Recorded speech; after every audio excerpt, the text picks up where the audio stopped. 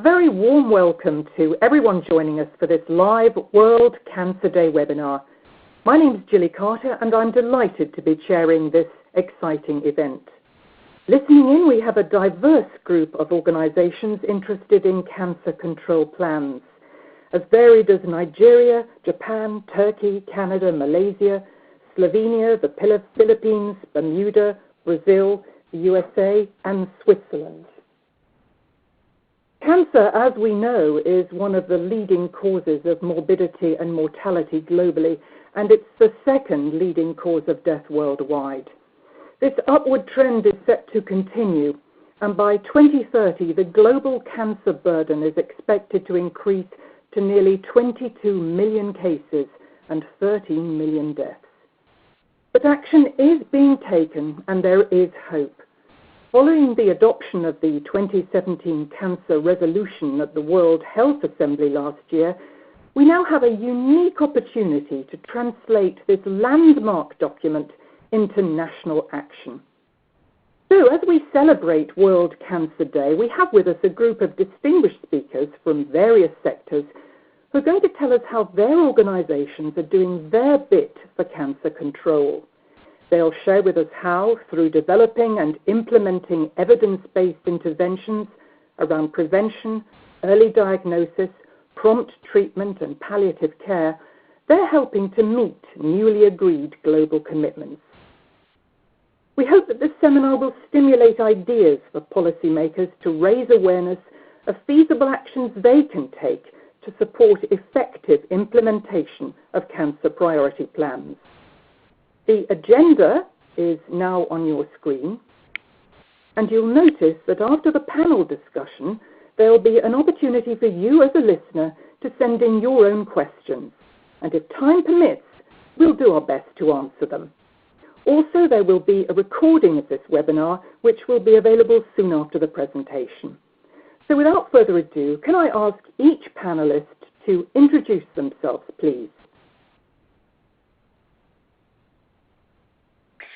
Good morning or good afternoon, everyone. My name is Julie Torode. I am Deputy CEO of the Union for International Cancer Control and Director of Advocacy and Networks here at UICC. Welcome, everyone, for joining this meeting. Good morning, good afternoon. My name is Martha Brady. I'm the Director of Reproductive Health at PATH. PATH is an international NGO working throughout the low and middle income countries of the world on a range of health interventions. Hello, I'm Sanchia Aranda. I'm the President of UICC and the CEO of Cancer Council Australia, which is Australia's peak cancer control not-for-profit organisation. I'm a registered nurse by background and work specifically in cancer control now.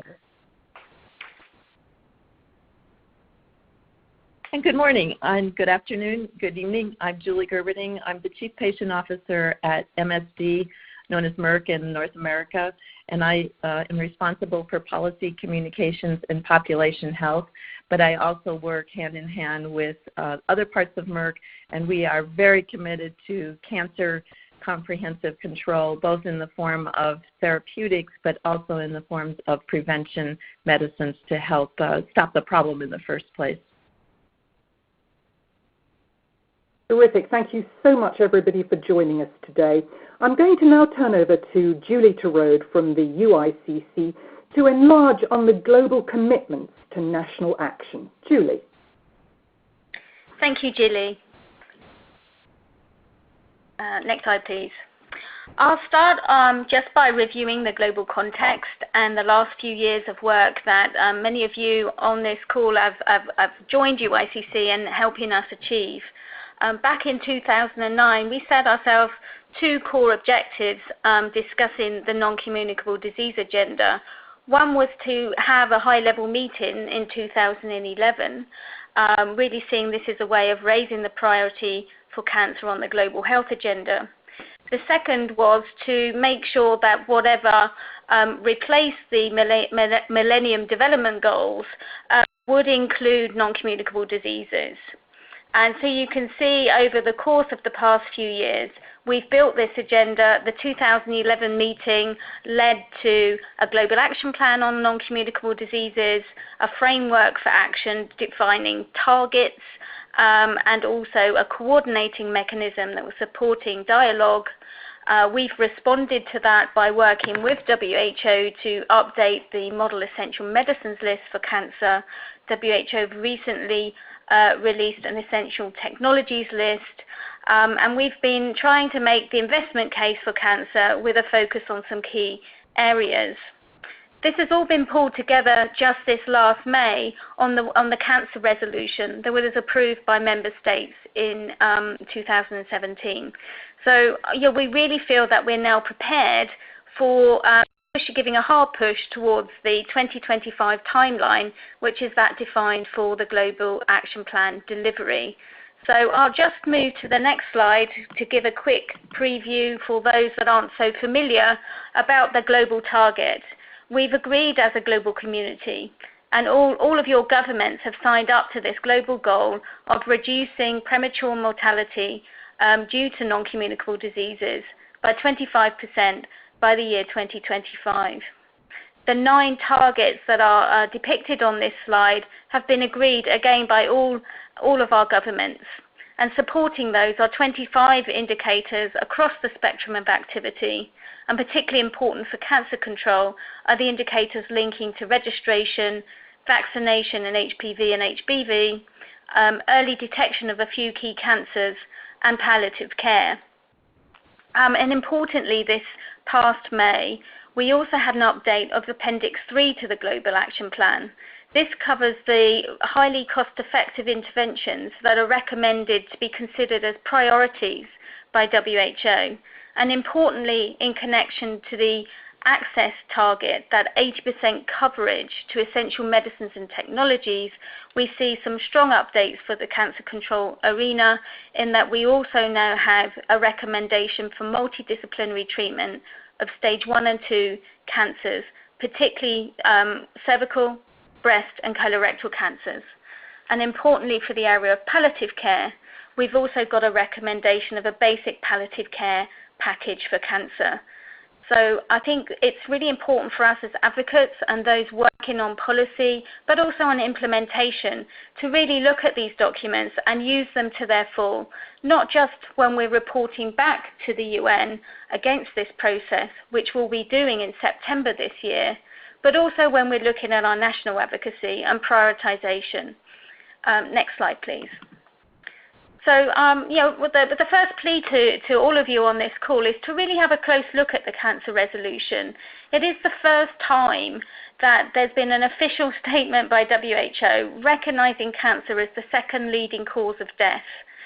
Quite often we've seen a breakdown of different cancers in reporting so that we haven't seen the full burden as a collective number.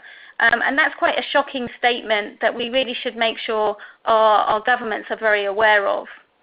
This is also the first time that the cancer resolution has looked at the fact that cancer is a leading cause of morbidity, not just death, but also disability and people living with cancer. And I think this is important recognition for your governments also. And I like the statement that it's a growing growing issue for public health concern, and we really must make sure that it's in focus by all governments.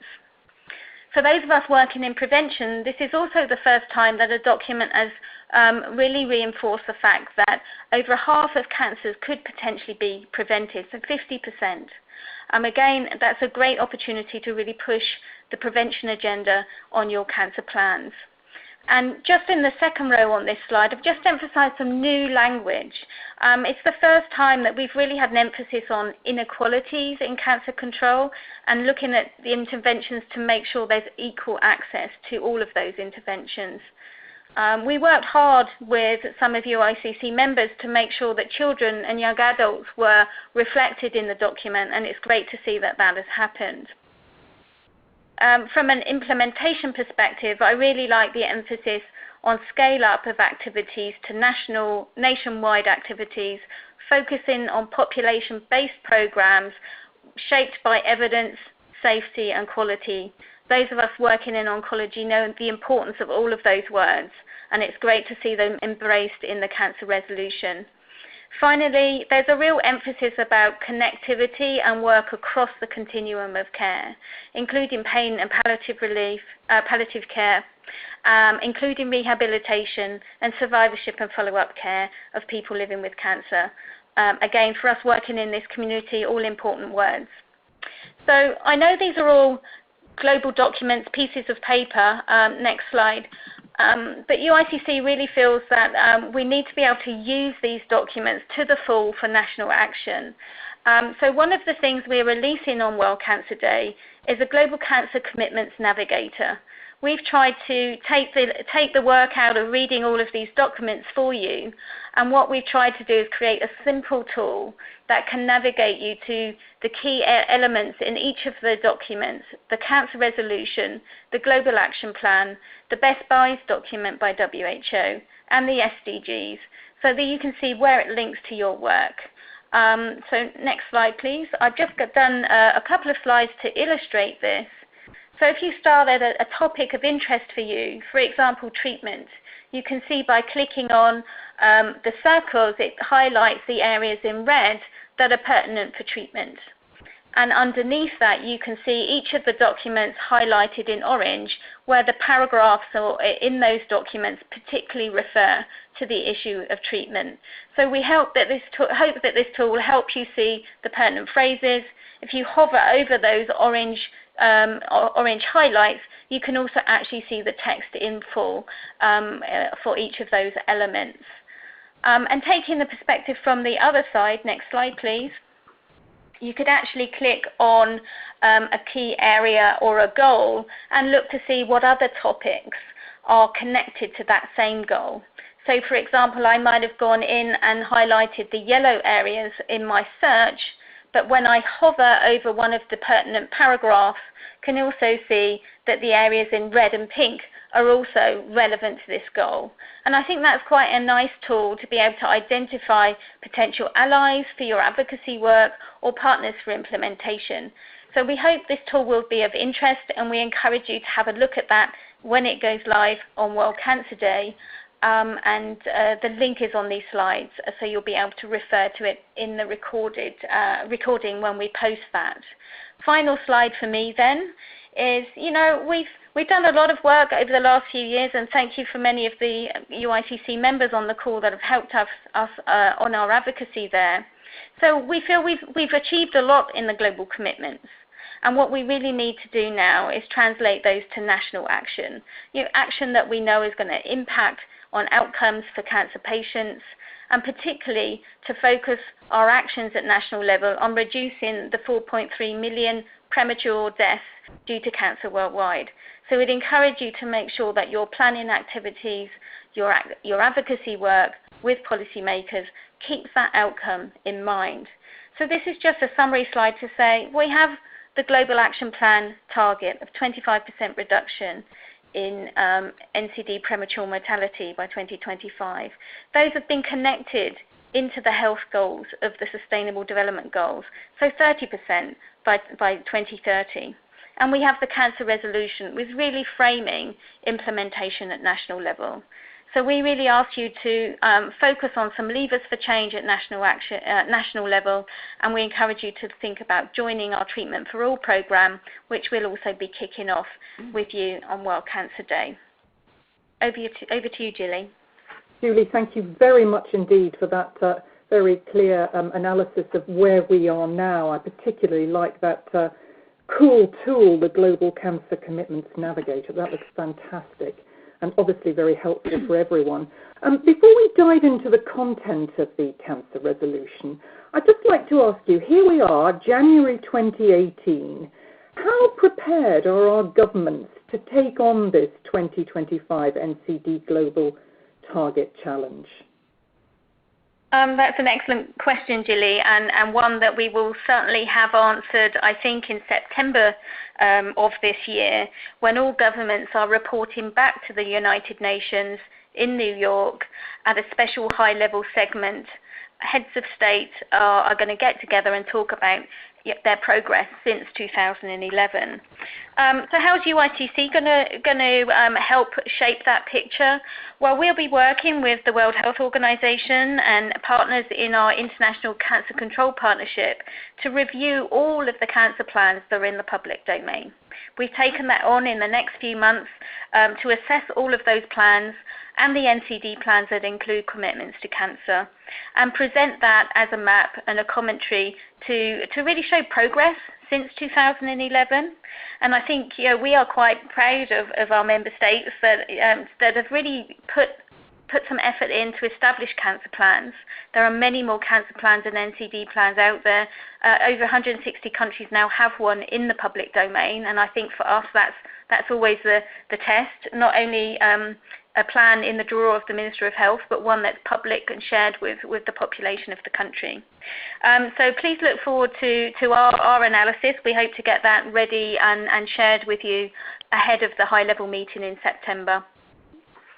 Thank you for that. And obviously all your advocacy efforts are now going to be focused on translating these global commitments that all these governments have signed up to into action on the ground. So let's ask our panelists to take a walk through the WHO best buys. These are the interventions for cancer, which we know are cost effective and therefore priority areas for impact by 2025.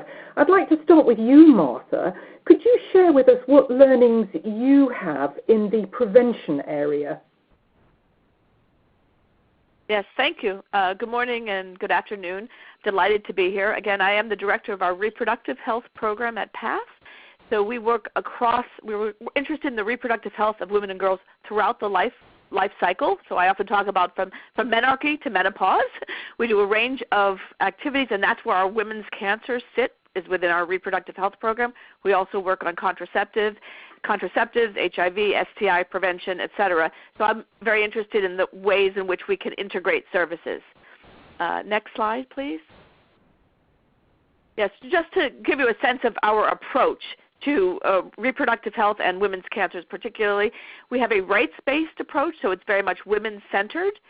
Wherever possible, we seek opportunities for integration with various reproductive health services, including family planning, contraception, MCH programs, etc. And an important part of our work is to help women navigate which often very complex and fragmented health systems, and we see this in the work in women's cancers. Wherever possible, we try to bring care as close to the community and to women as possible. And then we work at both system and policy level to support planning and programming in our work on cervical cancer and HPV vaccine, among others. And again, as I mentioned, we sort of take this life course perspective so that women and girls, we're interested in both women and girls. So in that regard, we have two major areas of work. One is on, and I'll talk about that mostly, is around the HPV vaccination for adolescent girls, and the other is around screen, treat, and palliative care for adult women. Next slide, please. I did want to use this slide just to situate, just to remind us all, and by way of background, I should say I've worked for about 20 years in adolescent girls programs, in education, health, sports, a whole range of things. So one of the things that I think is important is to situate the fact that we have the largest cohort of adolescents and youth in world history. Okay, so there's approximately 1.8 billion adolescents and youth in the world. That's boys and girls. I don't know how well the slide comes out, but you can just see kind of generally, we look in the green, about 30% and even higher of the total population of countries in sub-Saharan Africa are below the age of 25. So this cohort of 10 to 25 is a very large youth bulge. Within that,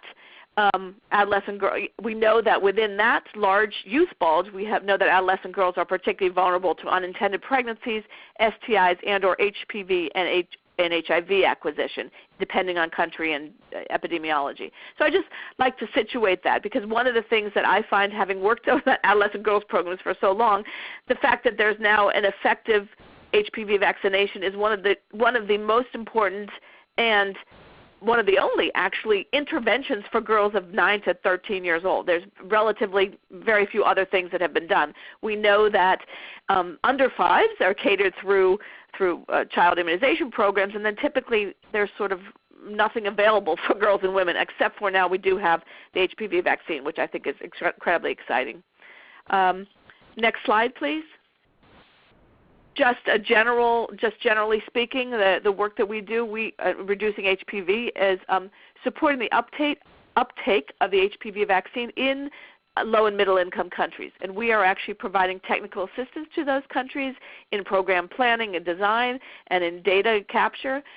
We have partnerships with Gavi and the Vaccine Alliance to do that.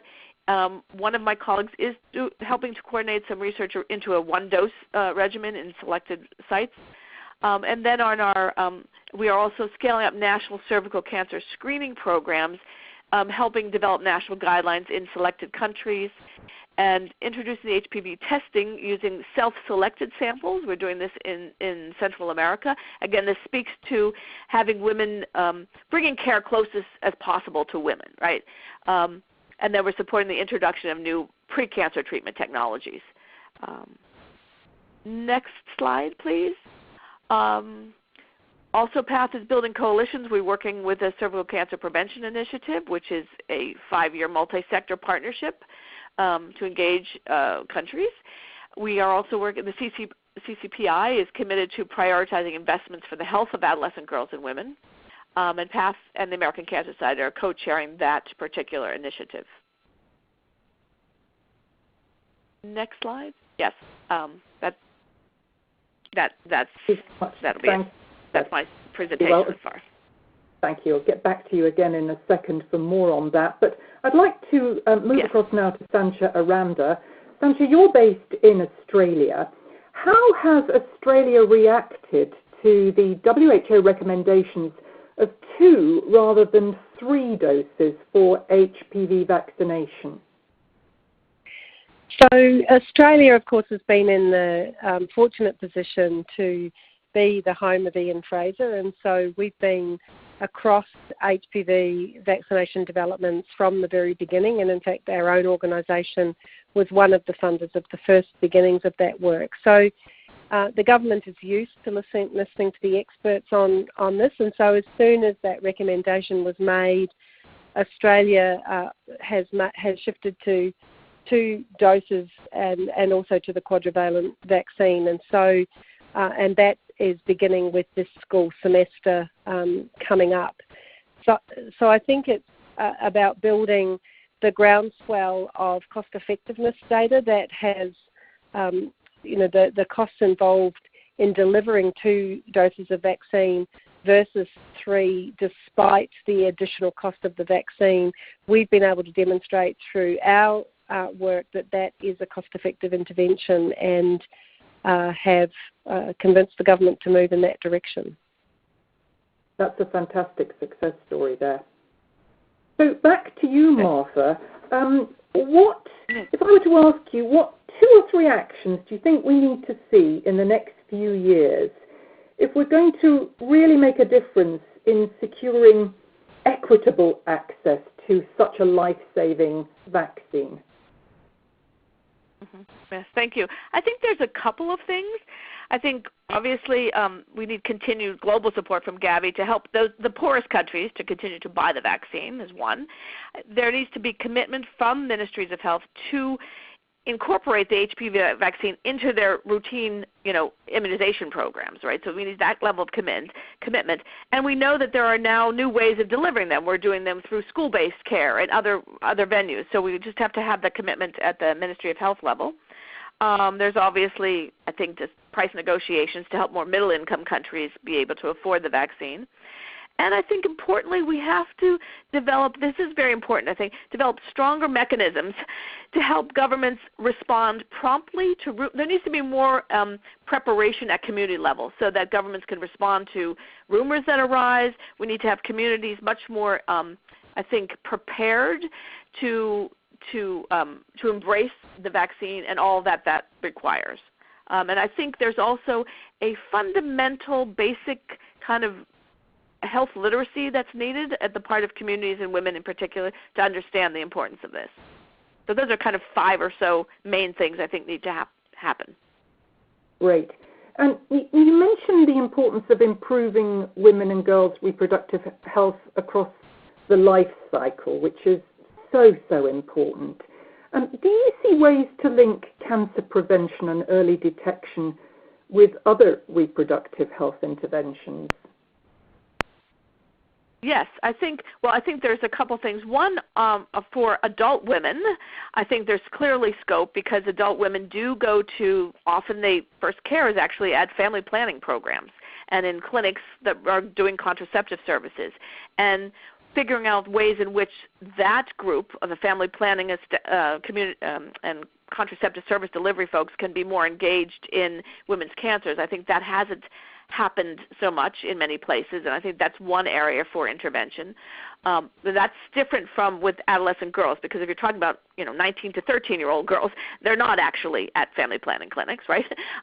So they are in schools, they are in community centers. Those kinds of other interventions I think are absolutely critical for potentially serving as a platform, at least a platform for awareness raising and bringing care closest to the community. I mean, in all the work that we do, we really try and do that, because one of the things that we have found for many years over in reproductive health in general is women are often at sort of a disremove from sometimes very fragmented health systems, right? And so navigating that system, we have work actually working with women mentors working with females, working with other women to actually help them navigate through a health system.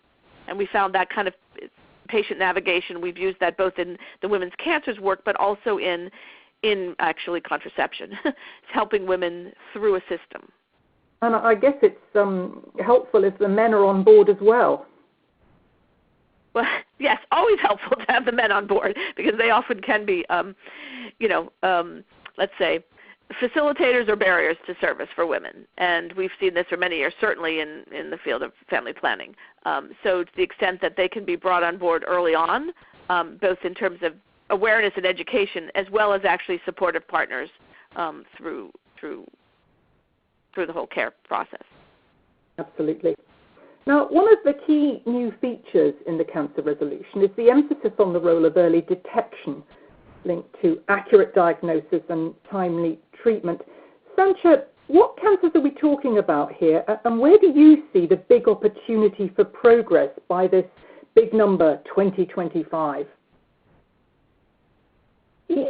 So I think it's really important to understand that in particularly low-income countries, many commentators have believed that prevention and palliative care are the two big things to do.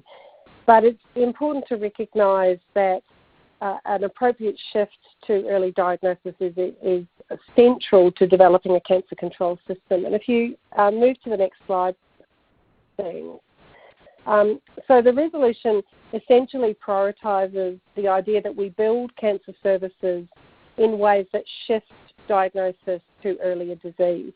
And you can see on the slide that the spectrum for many cancers, not all, goes through a pre-invasive period through to invasive cancer and then to cancer that's spread and leading to death.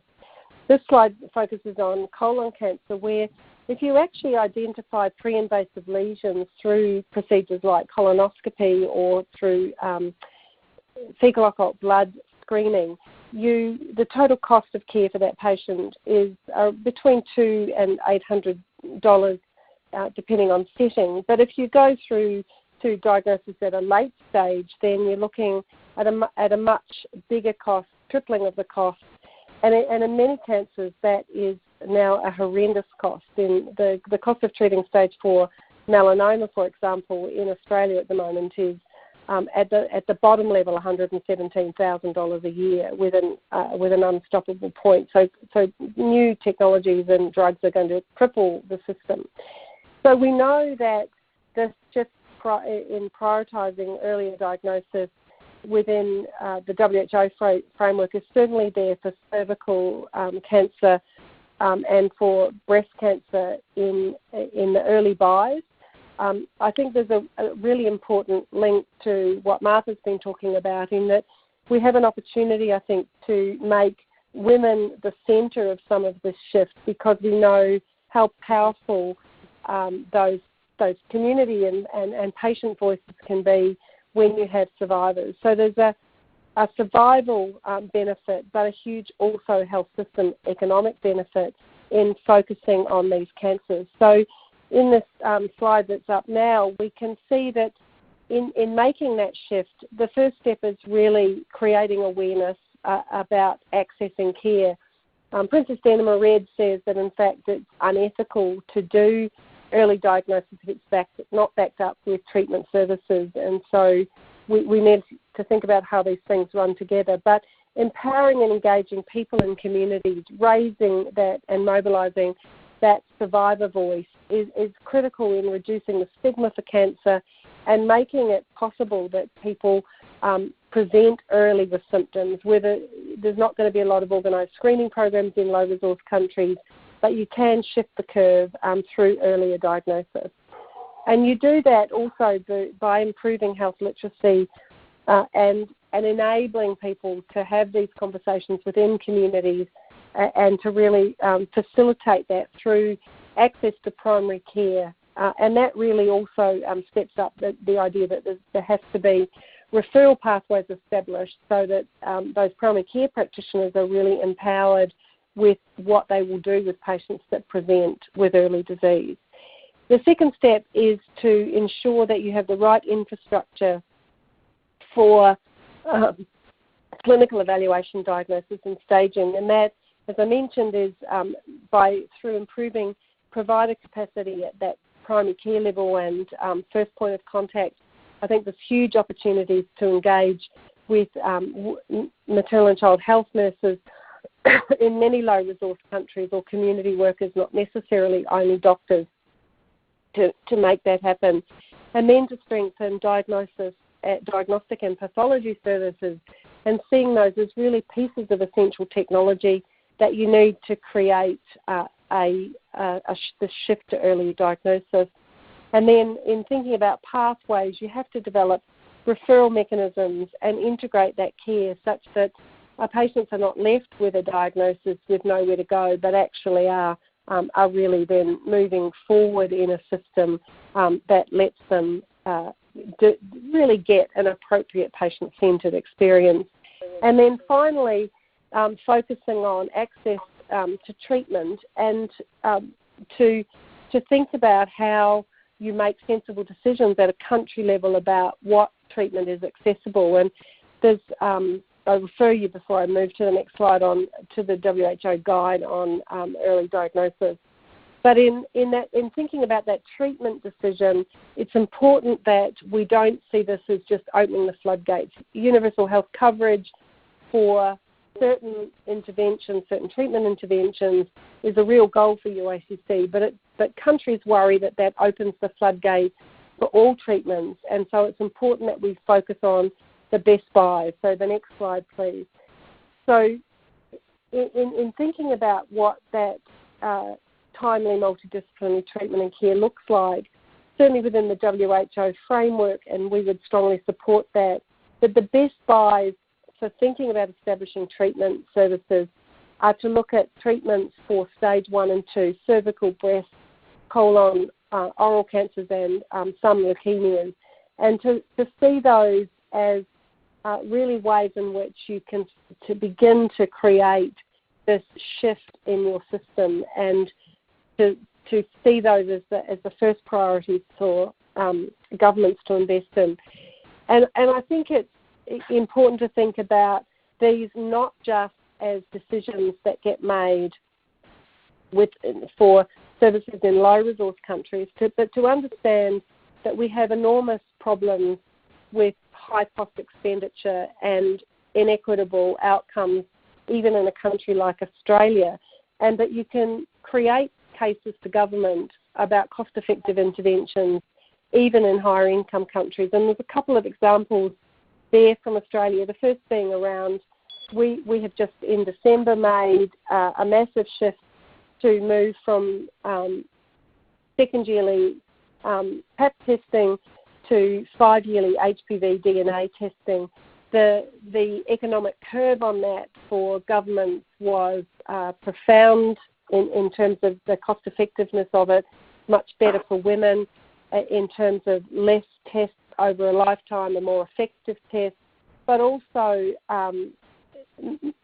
having downstream benefits in terms for young women in lesser impact on reproductive capability and miscarriage. Similarly, in bowel screening, we know that we've done some modelling that's shown that if compared to no screening, if we can get our national bowel screening program participation rate up to 60% over the next decade, that's 84,000 less deaths in Australia by 2040.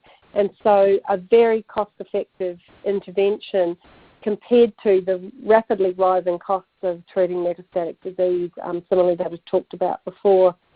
And then at the same time, helping governments to understand that things, despite the community pressure for formally introducing prostate cancer screening using PSA testing, we convinced the government to invest in developing evidence-based clinical practice guidelines in PSA testing, which firmly demonstrated that the potential for harms far outweighs the potential benefits, and that what we're now moving forward with is how do you better counsel men about whether or not they should take the test, and to see those that is a more effective way of working with the system than just responding to that pressure to do more and more PSA testing.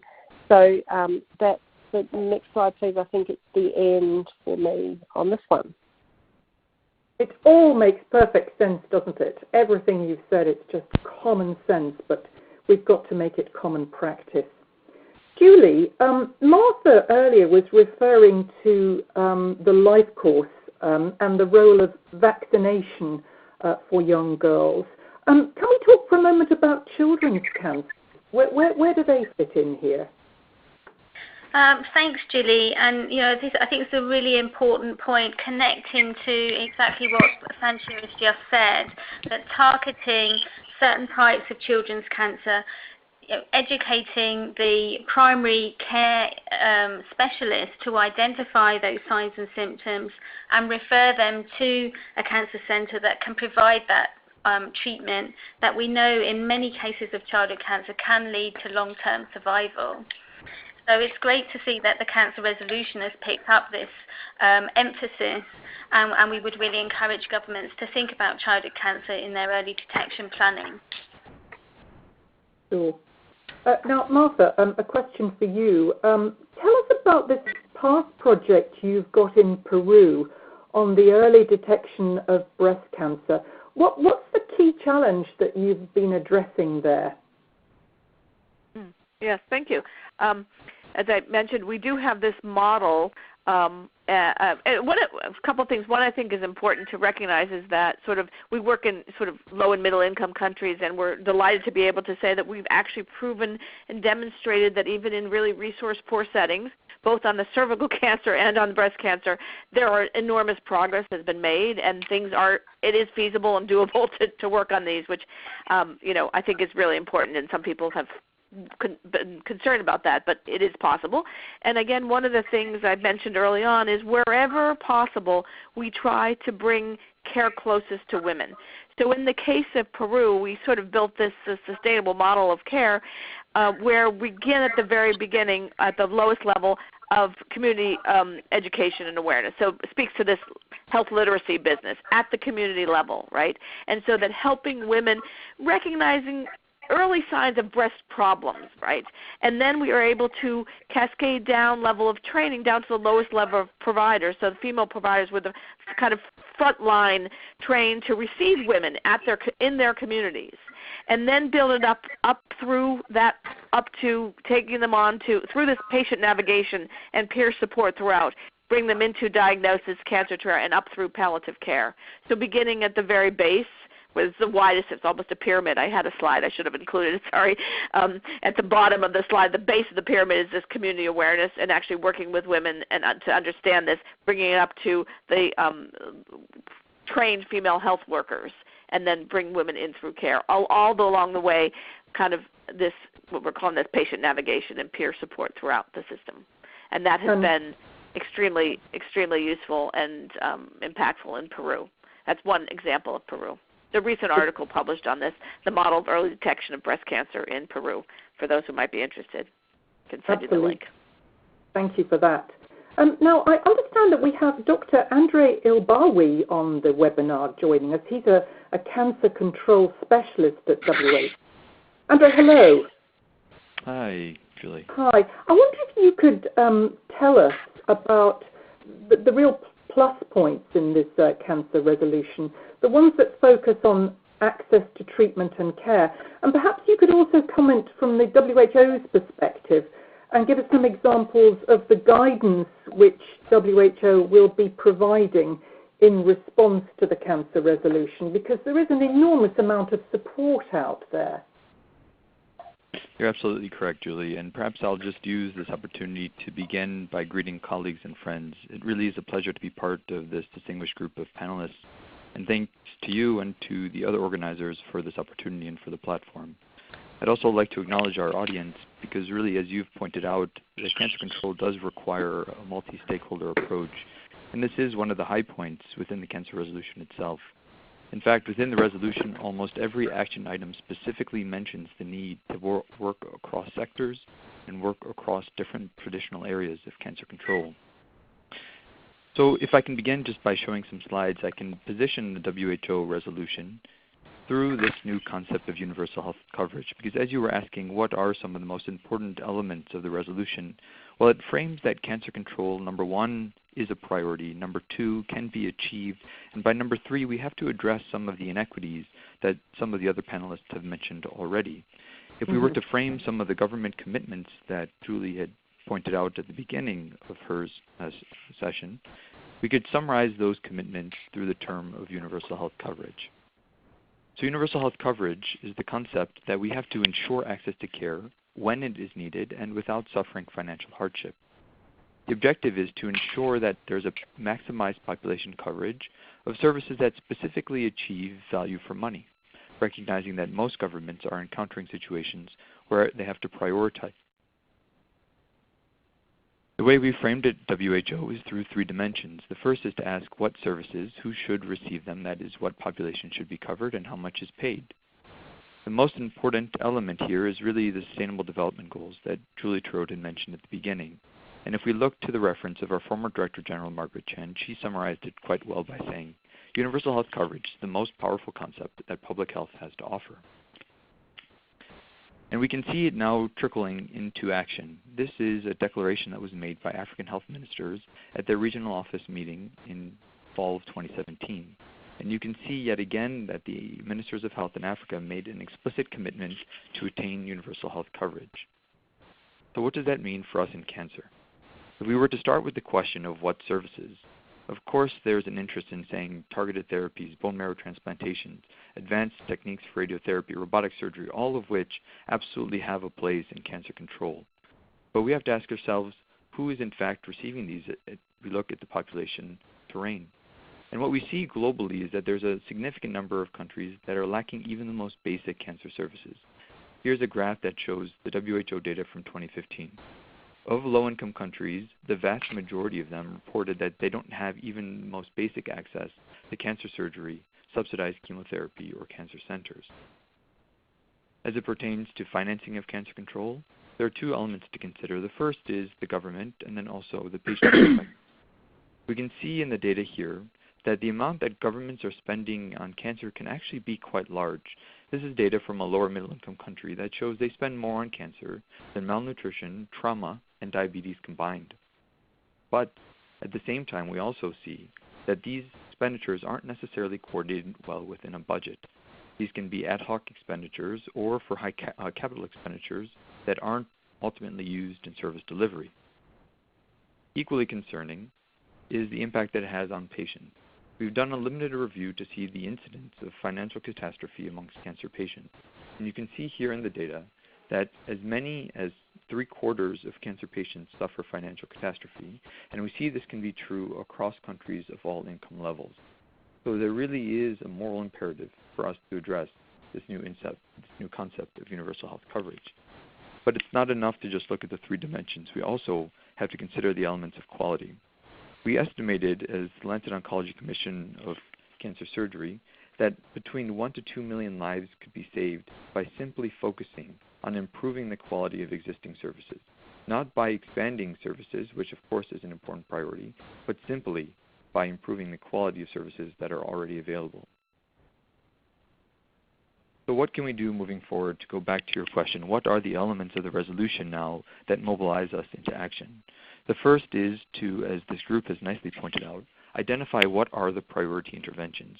When we sit with the ministries and they say, okay, tell us, what should we put our money towards in cancer control? Some important priorities have already been mentioned: HPV vaccination, cervical cancer screening, childhood cancer control. All of those we see as an important priority. And also, as Dr. Aranda mentioned, we have to be thinking about early diagnosis. Because what we can find is by prioritizing this basic package of services, not only can we save more lives, but we can do it in a very efficient way. The WHO is now developing a tool as a follow-up to the resolution to help countries better understand what are the resource requirements and what are the priorities in cancer diagnosis and treatment, and that this tool should be tailored to specific country needs. A second important principle to consider is that when we talk about universal health coverage, we should also focus on expanding coverage, because as others have mentioned, cancer really is a disease of great inequity. We see that current coverage rates, that is, who within a population has access to service, in most settings currently, it's the minority of that population.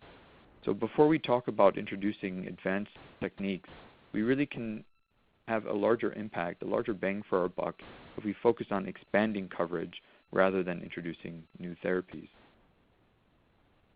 And how can we do that? How can we improve our strategic investments? The first is to focus on domestic resources. Yes, there is a role for innovative financing. Yes, there is a role for donor support. But we can see from the figure here that there are already huge gaps in donor assistance for cancer specifically.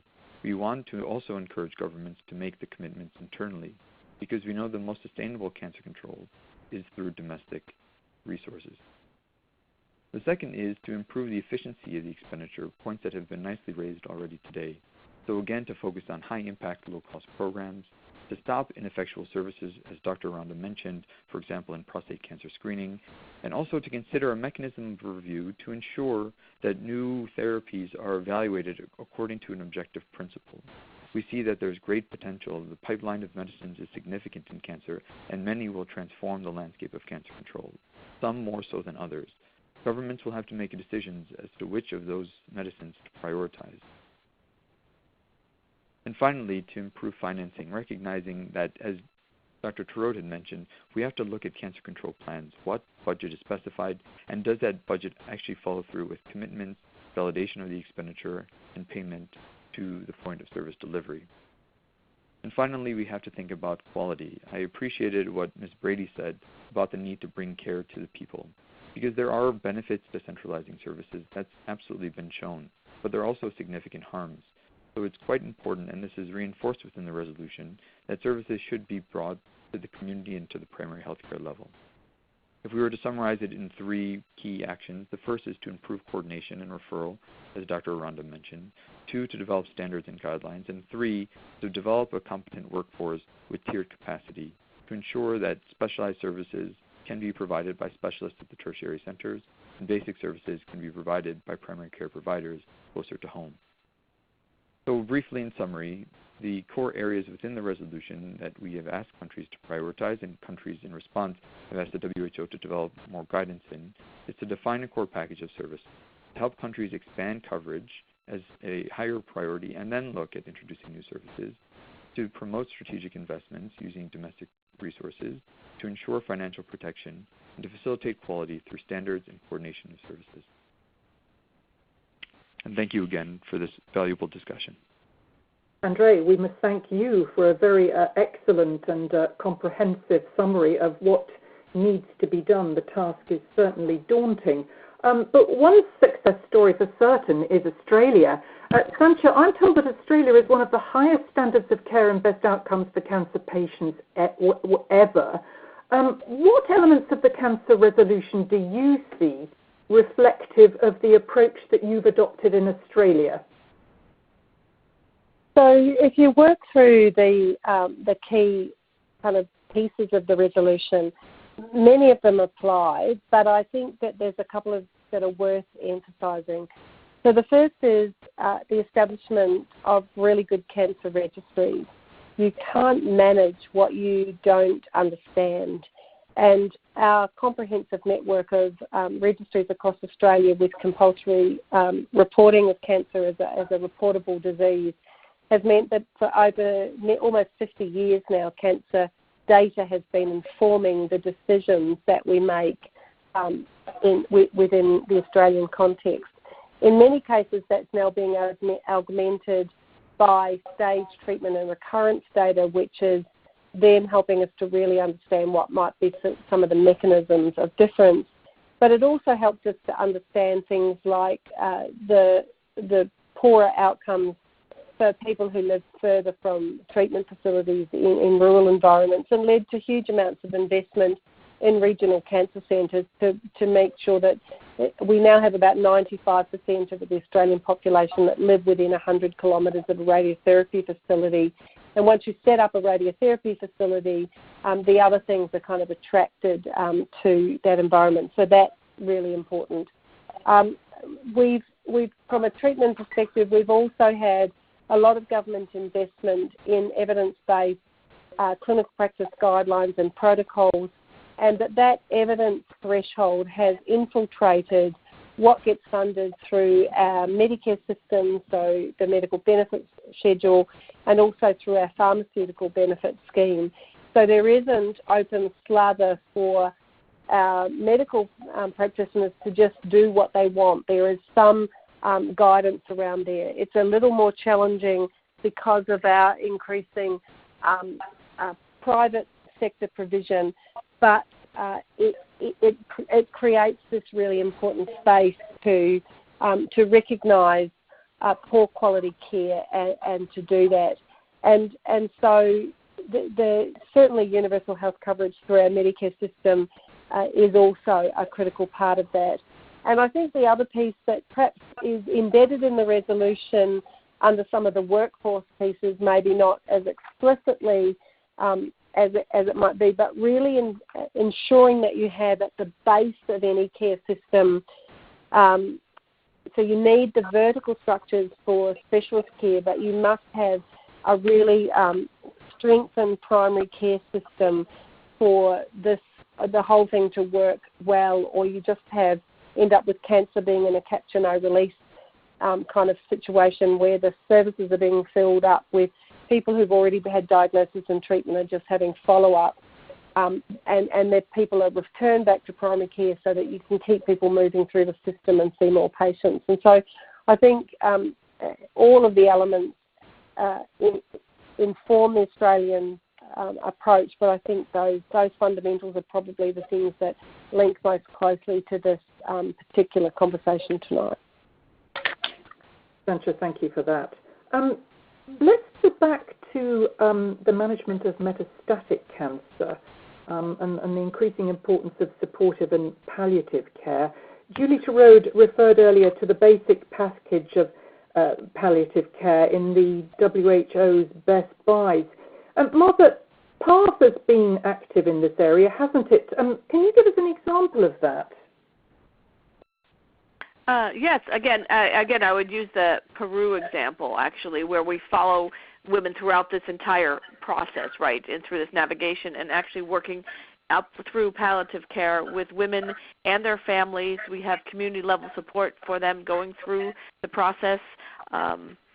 So, yeah, I mean, I think I think the Peru is an interesting example of how we were able to follow women throughout the entire process and help them into palliative care with the support of family and communities. Fantastic. Now, Julie Gerberding, I understand that since the 2011 UN high-level meeting on NCDs, the emphasis has been on multi-sectoral partnerships. Can you describe some of the challenges you've witnessed in access? And can you share your thoughts on the role of the private sector in meeting these 2020 goals? Thank you. Thank you, everyone, for joining, and certainly to my colleagues for some exciting presentations. Now, I always say that not knowing what to do when faced with a daunting problem is incredibly frustrating, but not doing what you know is tragic. And I think for many of the 4.3 million people who die every year of preventable cancers, we do know what to do, but we are simply not yet doing it for a variety of reasons. Science and inventions have given us a lot of hope and confidence that we have the tools to really reduce the toll of cancer, and our biggest challenge is no longer medical. It is access to inventions and services among people with limited resources, living in communities that lack effective services, in countries that lack plans and systems of care, like my WHO colleague just described. So access is a big challenge, and no one person or city or nation or organization can solve it alone. Access is really the poster child for the power of private-public partnerships, and that's what I hope to illustrate in a couple of case examples. MSD is a company that is committed to helping catalyze private-public partnerships, and we intend to continue to contribute our resources, our know-how. We have a lot of frontline experience, as well as our medicines and vaccines to the effort. But we know that we are a long way from achieving the 2025 and 2030 commitments that is really the focus and goal of our conversation today. On my next slide, I'm just presenting an overview of one of the areas where I think private-public partnerships can do a lot. You can, thank you, move the slide forward. You know, on a global basis, 78 men and women are diagnosed with HPV-related cancer every hour. Just recently, I returned to Zambia and was faced again with the recognition of the urgent need to address this tragedy when I visited clinics serving especially high-risk women, especially women with also had HIV disease. Vaccination, cervical cancer screening, and treatment, as you've already heard, are really technically, scientifically, and financially feasible even in resource-limited areas. But getting these programs scaled and sustaining them in the context of more comprehensive health services still remains a formidable challenge. MSD has tried to continue its unwavering commitment to HPV cancer control for over 20 years, but we know we have to continually seek out ways to get men and women better access no matter where they live. I actually joined MSD in part because I recognized when I was the CDC director in the United States that while we had great tools, we were just simply not getting them to the people who needed them the most. And that continues to be a frustrating challenge. The partners in HPV intervention for MSD have included a whole variety of different kinds of organizations like Pink Ribbon, Red Ribbon, the Susan G. Komen for the Cure in Sub-Saharan Africa, the governments of Uganda, Rwanda, Zambia, etc., the Australian Cervical Cancer Foundation, Kaigen, a company that makes an HPV diagnostic, the government of Bhutan, as well as the global health strategies in India. And I'm just mentioning some of these because it shows the kinds of multilateral stakeholders that can come together and tackle these big challenges. We also work with Axios International, which has been an incredibly effective partnership working with governments and non-governmental organizations in the lowest income countries, where we've really tried to demonstrate the feasibility of HPV vaccination programs and build local capacity, which is obviously key to access, across 21 different countries in resource-limited areas. And of course, none of this would be sustainable and scalable without Gavi, one of our most critical alliance partnerships, who really helps not only achieve procurement of vaccines, but also the programs and underpinnings that allow them to be distributed. So that's one example of the power of a private-public partnership framework.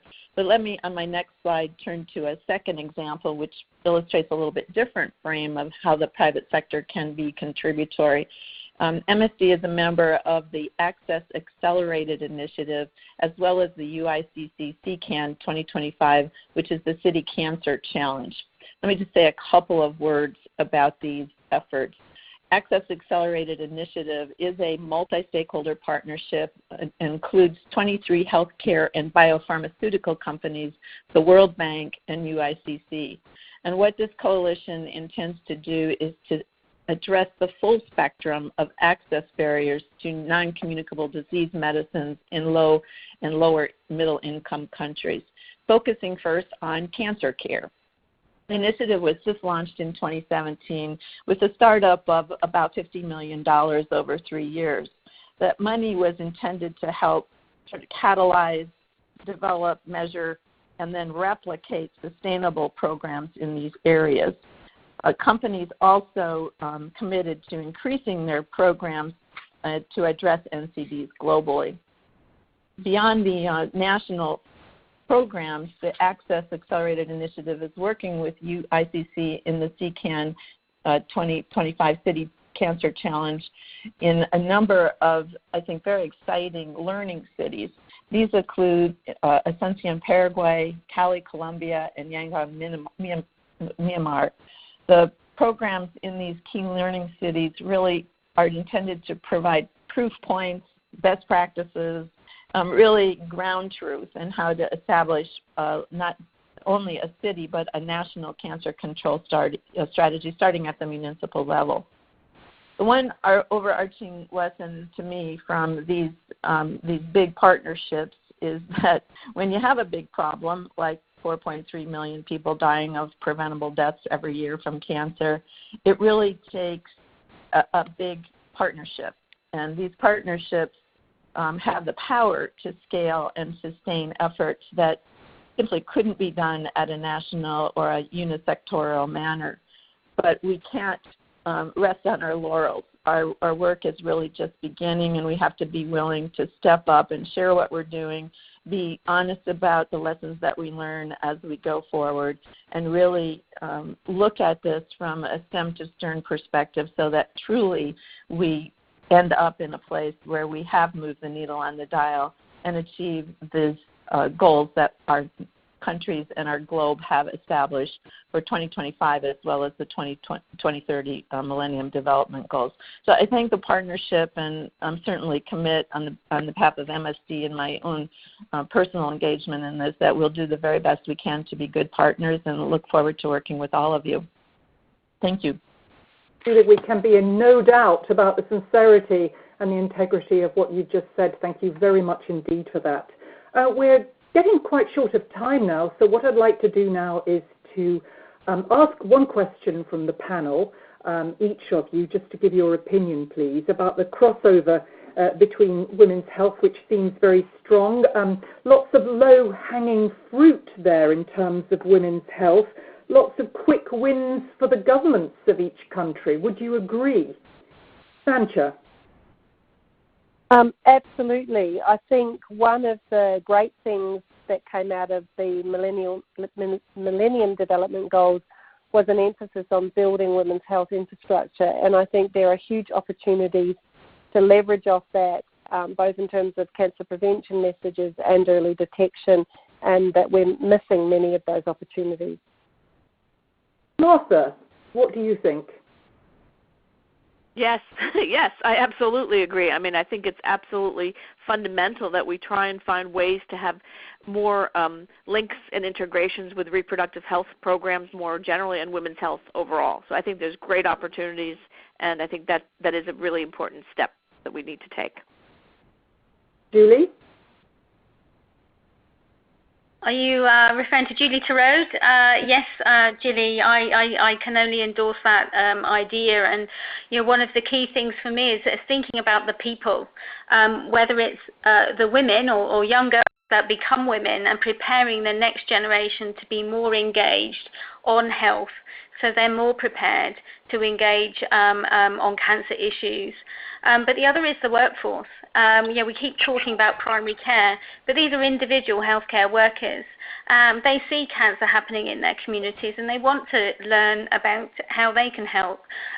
So building on the great primary care level reproductive health services that we have, building the skills so they can also inform their communities about cancer is a key issue. And I think thirdly, from the infrastructural perspective, we talked about HPV vaccination, the opportunity to build on the vaccination programs where many countries have been so successful, from the perspective of cold chain management, but also from the laboratory side. All of this work on cancer needs to be underpinned by samples being moved around the country, by having accurate diagnosis, and we can build that laboratory infrastructure where it already exists and not necessarily create new standalone activities. Let's not reinvent the wheel. And Julie Gerberding, do you want to finally add anything at this point? Well, I would just add that ultimately cancer control is a frontline problem. And we will not be successful if we don't leverage every capacity and capability that we can muster at the front line. One of the things we've learned is that when you really work on screening women for HPV, suddenly the whole community becomes aware of HPV, cancer, and the relationship, and that makes it possible to really engage at the community level in conversations about the importance of prevention, about the importance of networking to build better systems of referral and so on and so forth. So if we remember that the front line is really in the home and in the community, I think we will build a better system ultimately. Thank you, panel. It is an opportunity now for anybody who's listening across the globe. If you'd like to put a question to our panel, all you have to do is type in your question and we will field it to the appropriate person. Post your questions in the chat box on your screen now. Let's see if there are any questions. We'll just wait a couple of seconds to see if there are any coming up. Let me also advise you that this whole webinar has been recorded, so there's an opportunity for you to listen again. Maybe more questions will come up after that you can redirect to appropriate people. There's certainly been an enormous amount of food for thought. I don't think there are any questions coming in, but what I'd like to do then is to wind up the webinar and thank everybody for your thoughts and your insights today. This 2017 WHO Cancer Resolution has been hailed as one of the most important documents on cancer of our time. We know what we need to do, and we know what the focus is. We're all very clear about that. What we need now is the will to harness this exceptional opportunity, decrease inequities in access to cancer care, and to improve the outcomes of patients worldwide. As Julie Gerberding has said, not doing what you know is tragic. So we really do need to do it.